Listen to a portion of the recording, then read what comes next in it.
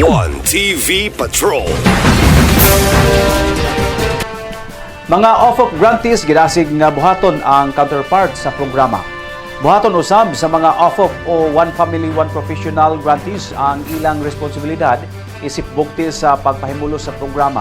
Nagkareon si Committee on Education Chairperson Honorable Cecil Waico nga ang One Family One Professional Educational Assistance Program adunay gisunod nga mga talamdan usa na niini ang pagmintinar sa grado. Apan lahi kini sa ubang scholarship grant gumikan kay pinaka-minimum passing grade lang ang gipangayo nga 75%. O gani mas ikalipay pa sa asenso leadership kung hatagan sila og grado nga mas labaw pa sa requirement.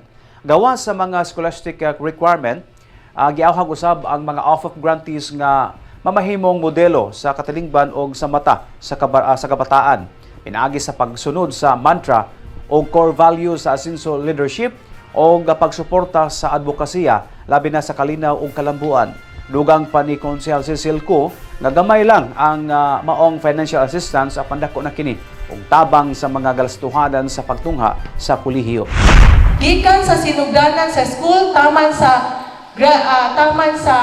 semester, taman sa muend ang semester, kinahanglan consistently pasar ang grado. Kung naay semifinals, isa ka subject minor raman pahangyo at tabi, I'm sure daghan kay naghangyo ninyo anak. Anyway, pasar man ang average. Dili gyapon na siya pwede. Remember, naka-permata o agreement nga mauni ang inyuha mga roles and responsibilities as recipient, as beneficiary of the 1F1P.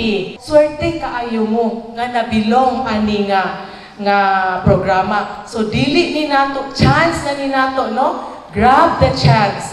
Dili ni nato usik-usikan. Okay? So again, ganina no na remind sa ni Councilor Junjun sa akin ang isa ka grupo nga once makadawat na ta sa atong allowance, it doesn't mean nga pwede na ta mo palit og cellphone. Pwede na ta mo palit mo order sa Shopee. Oh, na parcel every day. Estudyante pa lang.